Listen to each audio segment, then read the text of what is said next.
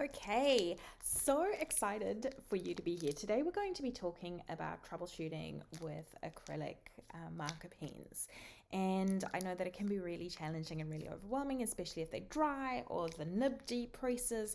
So I'm going to cover off a whole bunch of situations where you may get really frustrated with your acrylic paint pens, and I'm going to talk you through just some of the ways you can fix them or some of the ways that you can kind of troubleshoot with them and kind of get them working normally again, because I know that it can feel really frustrating and can feel really overwhelming. So we're going to get cracking straight into it because there's a couple of different ways to do it and they take a bit of time.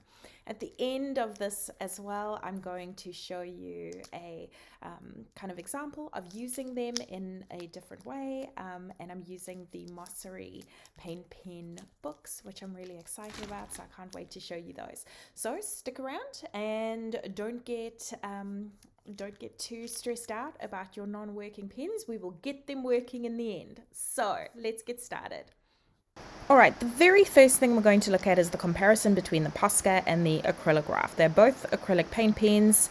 The one is a longer, thinner barrel, and the one is a thicker, shorter barrel. Posca's been around for ages. Acrylograph's been around for maybe 2.5 years, but still pretty new to the market.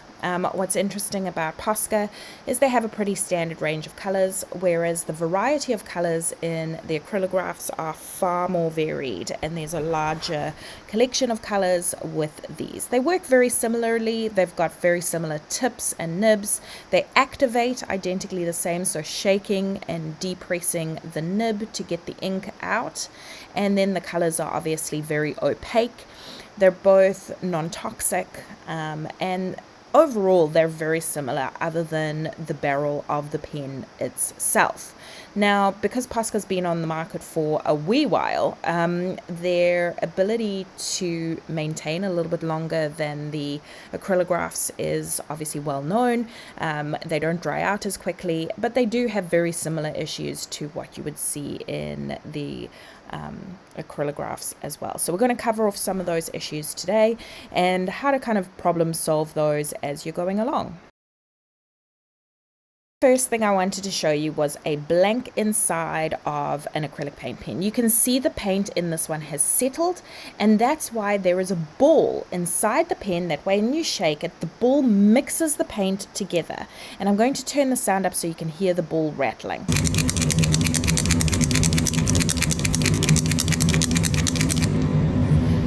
You know the ball has mixed the paint when the paint is coming out in an opaque manner. If it's a little bit runny or a little bit watery, the paint isn't mixed enough and you need to keep shaking it. Because it is a water-based paint, there is water and paint, and those are the two things that are mixed together. Inside here you can see where the pen or the nib goes into the barrel of the pen, and that's where you're depressing it to release a little bit of pressure to release the ink onto the nib to slide down. Now I was trying to open it up, but it was really sealed shut with the ink, which didn't help me at all. I even tried to bite it off. I'm not gonna lie about it. But considering we can't get it open, I'll just have to describe it to you. Alright, once you have shaken up the ink in your pen and you feel like it's mixed well, you're going to depress the nib to release some ink onto the nib, and you want to make sure that it is super, super, super opaque. If it's not, and if it's runny, then again, we're still going to keep shaking it. And I think that's one of the key things that you need to take away from here, is if it looks runny or watery, keep shaking it. It means that the ink hasn't mixed properly in the pen.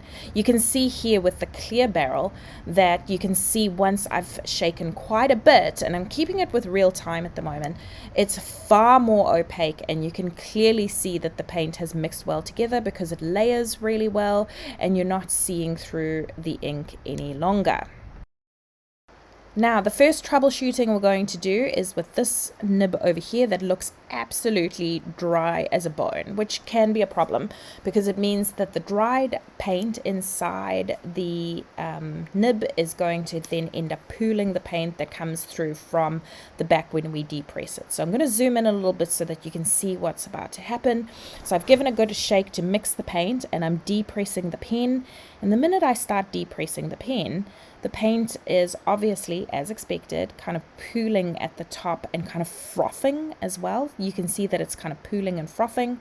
That's not the look that we want. We want it to come through smoothly and clearly. I'm giving it another shake just to make sure that it's well mixed, and just making sure the lid's on so that the nib doesn't pop out. Quick shake, and then we're going to try depress it again. All right, lid off, depress, let's see what happens. Yep, definitely pooling. So what you can see there is the paint is just really collecting. Now, there's a couple of things you can do at this point. You can either wipe off the excess paint, or you can take the nib out and give it a little wash. Here I'm rubbing it off just to see if that's going to help, but it seems to go dry the minute I rub the ink off. So that tells me that it's not flowing through the pen at all. That is a bit of a problem. So how do we solve that problem? The first thing we're going to do is we're going to grab some warm water in a little kind of glass cup or whatever it is, and I'm taking my nib out and I'm dropping it in the warm water, and I'm just going to give it a kind of a swirl, a good strong swirl around. Make sure that all the paint is coming out in the water, you can see it, and then I'm going to grab the nib from inside. All right, we're going to take the nib and we're going to give it a good dry in some paper towel. Make sure that it's super, super, super dry. And we're going to take off all the excess paint with the paper towel as well. Once it's super dry and you can see that there's no remaining ink in there, we're going to repop it in and we're going to give it another shake. And then we're going to depress the nib and see if that helped at all, because it might be another issue. It could be a manufacturing issue, or it could be an issue around the inside of where the nib connects to the ink. So let's see what happens. Alright, it looks like the paint is still pooling at the top of the nib. That might be that we might need a new nib altogether, or we just need to give it a couple more pumps and make sure that the paint is flowing smoothly. Let's keep giving it a try. Nope, it's still looking pretty dry, which is not helpful at all. You can see that the ink is just not flowing smoothly at all, which tells me that this might be a case of using a new nib for this one. Now if we compare this directly with Posca, Posca's already kind of engineered this quite a bit, so their process is pretty similar. You can see this is their thicker one, this is their 3mm nib, and what's really cool is they're actually interchangeable. So you can interchange the 3mm nibs with the thinner nibs. You can do that on acrylographs, and that's something that maybe you didn't know about acrylographs, is that you can interchange the 3mm nibs and the 7.7mm nibs quite easily. You can see that with the Posca ones as well, they're really opaque and really simple to reactivate. Alright, the next issue we're going to look at is if it is activated but it's coming out super liquidy or super watery. Now I'm going to move this and zoom in a little bit so you can see. This one's been activated, but it's dry, and when we activate it further, it's really watery and super not opaque. There is no opacity to this at all. You can remember I spoke about mixing the paint in the barrel. I'm using the clear one as an example so that you can see what happens inside the barrel. We're going to give that a real good shake, and you will know when the product is mixed together really well, because then it's going to stop being so liquidy and opaque. So giving this guy a good old shake, shakety shake. I feel like this whole video is going to be shaking. And you can start seeing the opacity is really dark, and it's not as watery as it was before because things have now mixed together. And when you layer it over a darker color, you can't see the color underneath, and that means it's ready to go again. Alright, this guy is bone dry, like absolutely bone dry, and he's been used a couple of times, but he's absolutely bone dry. So we need to reactivate, we need to wash the nib firstly, and then we're going to either re-put in a new nib, or we're going to use the warm water nib that we've just cleaned off now, just to see if that is working for us. Now remember, put the lid back on your pen while you're cleaning it so that it doesn't dry out the ink inside. and we want to make sure that we dry it off really well so that we've essentially got a brand new nib to work with. If the nib doesn't work, put in a new nib. There's always spares available, and it's nice and easy to insert them in and take them out. So we've given this guy a wash. Something you want to check is you want to check the top to make sure that it isn't frayed, and I'll show you an example of a frayed one a little bit later, but you want to make sure that when it depresses, it's depressing correctly and it isn't frayed and causing the nib to stick or get clogged. So here it seems pretty good. We're going to keep drying it a little bit, and we're going to put him back in. Now remember, I might have mentioned this is essentially where the ink nib goes in, and you can see it depresses kind of in the middle, and it creates kind of a suction that pulls the ink out into the nib. It's pretty basic, it's not rocket science, and it might just be interesting for those of you that didn't know that's how it worked. All right, let's shake, shake, shake and see if our washed nib worked. Okay, we're going to depress and make sure we've got some ink coming through. Don't depress too hard, but depress enough so that the ink is definitely moving through the barrel onto the nib. We're not smashing it into the paper, we're just lightly depressing it, doop, doop, doop, kind of like a little bouncing action. But you can see, as it did with the last time, because it was dry and now it's coming back into the nib, it's still dry, and that's not helping anything. So that means there might still be dried ink clogged somewhere. I'm going to give it another shake and let's see how we go. Alright, after a lot of shaking and a lot of depressing, you can see that there's ink welling up just at the base of the pen. It's starting to come right. It's just taking a bit of longer than I would hope. It seems like the opacity is back as well. I'm going to test it over this color, but it seems to still be really dry, and the ink seems to still be welling up. That tells me that this again might need a new tip, or that there is drier ink on the inside, or that the pen is drying up altogether. Here is just a really basic brand new tip, and I'm going to take this tip out, and I'm struggling a little bit with it. You can see that there's nothing frayed, or there's no issues particularly with it, but it does look like there's still some dried ink inside that we couldn't get out through the wash. That's totally fine. And now I'm going to pop in a brand new nib, and let's see if that works. We're going to give it another shake to make sure that the ink is activated and running smoothly, so we aren't just activating with water or activating with paint.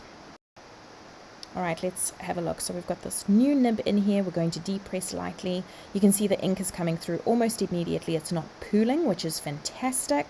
We're giving it a couple more gentle presses. See if the ink comes all the way down to the tip. Give it another shake, because it seems like this actually could be the fact that the pen is dry inside. But it looks like this new nib is actually working. Fantastic. That means we've reinvigorated our pen, reactivated it, and let's see how it looks layered over something else. Perfect. It is working again. So this one took a little bit longer to get working again, a little bit more troubleshooting, but we definitely got it there in the end. Okay, so this is kind of a bonus one, and this is actually like just a cheat that I have. So for the thicker Posca pens that have the thicker nibs to them, these have got really, really, really thick nibs, and I find that it takes forever for the ink to flow through from the pen into the nib. So what I do is I activate some of it, and while it's activating, I pull it out and I actually flip it around, so that way the ink kind of goes through a little bit faster, and I kind of use osmosis to kind of get it moving it. Oops, I can't even get it back in now. Kind of get the ink moving a little bit faster through the nib. I find that these flow really well, and they stay activated for quite a long time, which I really enjoy as well. And I love the thickness of these. These are the thicker Posca pens, and they're great for large areas. Now this little guy has got a depressed nib, so he's super sad.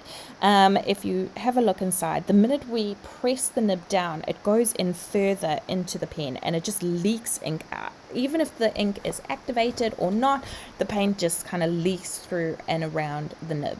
So with a little bit of challenge, we are going to pull this guy out, and we're going to have a look at him because I really want to highlight what it looks like when your nib is frayed. And that's what ends up happening, is your nib depresses because it's not pushing back and it's not kind of creating that nice suction or the hold inside the paint or the pen barrel. So this is one that you definitely want to replace. You can see here the difference between a nice healthy nib and a not so healthy nib. That thing is super frayed. It's afraid and depressed. Oh my goodness. So let's keep going. And for this one, I already had activated another yellow pen. So I'm just going to reuse that in here. The colors are a little bit different, but that's okay. They're going to be mushed together anyway, and it'll just make a nice color when I get started. But once we get started, you'll see that the ink is kind of pooling a little bit because we had a lot of ink flowing through. You just want to make sure that you get a nice consistent flow from it. So keep kind of depressing and shaking to make sure that you get that and kind of get that flow going versus just like a free flow, which is going to end up clogging your nib as well. So now we've got a nice opaque color. We're going to give it a good shake and make sure that it's activated for a little bit later as well. Okay, something I want you to think about when using acrylic paint pens is that the paint inside is very much like picking up paint on your paintbrush. So I'm going to put them side by side and kind of show you what it is that you need to do. So here you are shaking your pen, getting it primed and ready, same as dipping your paintbrush into the water, and you're going to shake, shake, shake, shake, shake, and then you're going to draw with your pen once it's shaked. You're putting the ink down on the page and then you're shaking again to make sure, or dipping your brush in the water and then again applying the paint to the page. So you keep picking up the paint, and you've got to keep that in mind when using a paint pen. I am so excited to show you the kind of generator that I've created. It's super cool. You just have to kind of put in the number and it auto generates a theme for the month, because I know a lot of people struggle with the theme and that can be really overwhelming. So I've put together a really cool auto generator that you can download in the link below. So I can't wait to see what you create next month. Alright, the next thing we're going to have a look at is the Mossery Paint Pen book. And this is amazing because it comes with a little handbook explaining to you how to blend colors, how to try new things, how, best to activate your pens. And then this one particularly came with the Posca markers, which I really enjoyed. And it gives you some really cool ideas on how to use them, on the colors to mix, and gives you kind of some basic instructions. And I wanted to talk about the paper for a second, and I wanted to talk about some alternatives to use. So I've spoken before about the Caron markers. These are amazing. They again have a little ball inside them for you to shake and mix the paint, but these are brush pens in comparison to the Poscas.